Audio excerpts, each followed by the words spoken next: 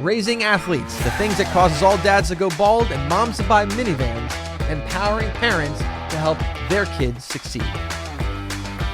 Struggles. It's something that kids have, athletes have, but also parents have. So what are some of the top I'll call them most common struggles parents have with raising athletes? Now, there's a long list because no two parents are the same, right?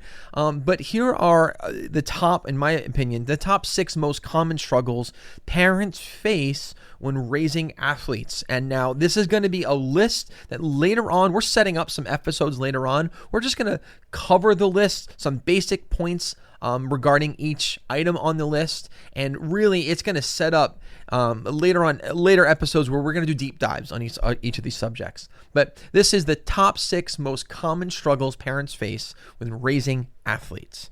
The first one has to do with setting unrealistic expectations.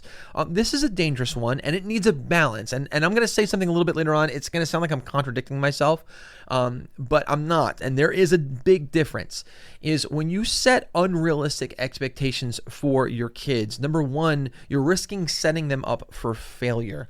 We want to be realistic about our kids, where they are in their athletic journey, and be able to create goals for them and expectations based on where they're at and where that we think and where we want them to be. And where now you think I'm going to be contradicting myself is if you, though, have an athlete who is skilled, well, you can set the expectations a little bit further, a little bit harder for that particular person, because it's not a one size fits all. It's so important we create realistic expectations. So I would say one of the most common struggles is definitely setting unrealistic expectations for our kids in a particular sport that ultimately is basically just setting them up for failure, and that then will set them up later on to have bitterness, resentment, wanting to quit, burnout, and all those things. The second common struggle that parents have is they put a focus on winning too young. And this is a great subject because I get heat on this subject, but then I give them my explanation. And then we come to an understanding here. I think that a focus on winning too young is detrimental to a kid, because when kids are young, their minds and their bodies are not ready to be able to understand and handle that type of competitive win first mentality. That will come, and I'm saying it's okay, but we have to be sensitive to the biology here.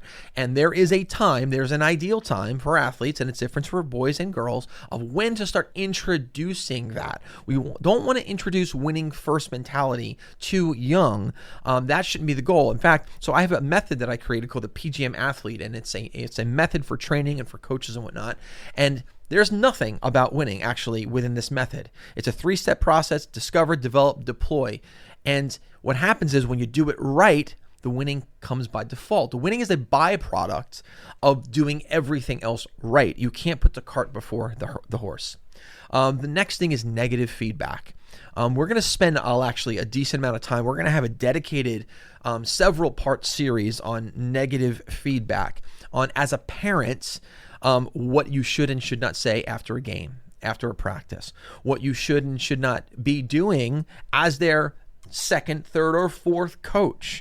We are, as parents, are in a position to be motivators, to be encouragers, and a negative comment really will send your child, your athlete, your young athlete, down a rabbit hole that will be very, very difficult for them to climb out of. It'll be very difficult for you to help them then at that point to climb out, because trust me, when they struggle and they do something that they don't think was to the best of their ability, they know, and they've got coaches for that. But there's ways that we can support our kids that's constructive, that's not negative, and we're going to be covering that.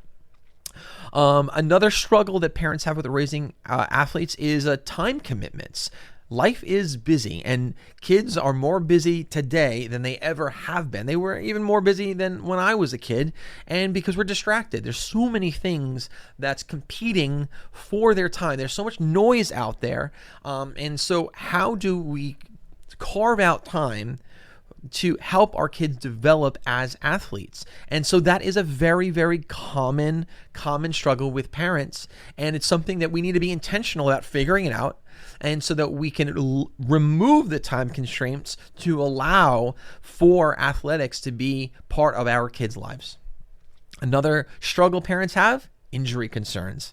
Oh, it is definitely part of it. And if you're one of the lucky few parents who your young athletes they never ever had an injury, they got to go through their entire athletic career without having an injury, you should be applauded. Hats off to you guys. You're one of the lucky few. Myself, listen, I was an athlete growing up as well. I was a full scholarship baseball athlete. And so I played one from very, very young. I played multiple sports up through college. And trust me, I had my share of injuries, severe injuries that led to even surgery. And it's part of it. You know what's great about now, even though I'm only maybe about 25 years or so removed from playing, is that the technology and the information with regards to preparation and exercise and pre-workout and post-workout and recovery stages, like, it's so advanced now. We're at a place where we can really give kids the best opportunity to avoid injury and then even recover from minor injuries to help them avoid the major injuries. And so we're going to be covering those topics as well, is how do we help our kids to become even stronger, to be able to be a little bit more resilient and avoid those big injuries. And there's definitely things that we could do. We can't avoid all of them all the time, right? But there's definitely things that we could do, and we're going to be bringing on nutritionists. We're going to be bringing on personal trainers. We're going to bring on a ton of people to discuss this particular topic. And then also another thing is overscheduling. Overscheduling is a big one. And I would say that over the last year or so, this has been a topic in my household with my kids, because one thing that I'm a firm believer in, and I share this with a lot of people, is that up until about middle school, I actually, regardless of whether or not a kid is already dead set on one sport, it's so obvious that this kid is amazing at this one particular sport. I really believe in multiple sports. Is kids up until a certain age playing multiple sports.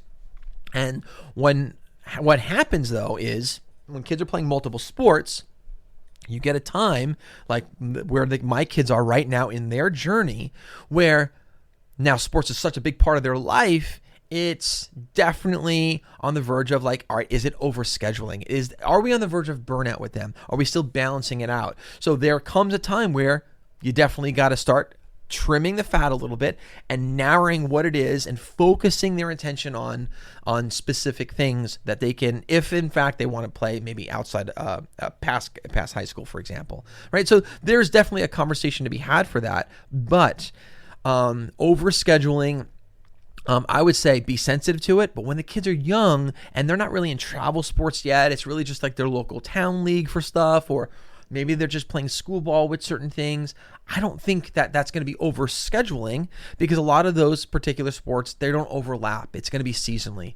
So play one sport per season and let them play a lot, because also they'll learn what they love the most. We don't want to project our agenda on our kids. We do want them to find their own way with our guidance. That's why it's great to give them that opportunity and subject themselves to different sports so they can find what it is that they love, what it is that they're good at. And you do that when they're younger, and then just naturally as they get older, they'll start focusing in on what it is that they love. When my kids were little, we had them try everything. We had them try everything from the dance, the gymnastics, tennis, martial arts, volleyball, baseball, softball, you name it.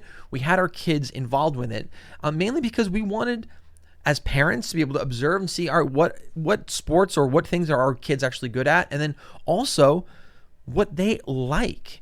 Because if they don't like it, even if they're pretty good at it, they're not going to enjoy the experience. They're not going to give 100%. They're not going to get out of it what they really can be getting out of it. And by default, time and involvement helped us to figure out what are those things that my kids really like, and that's what they're now immersed in.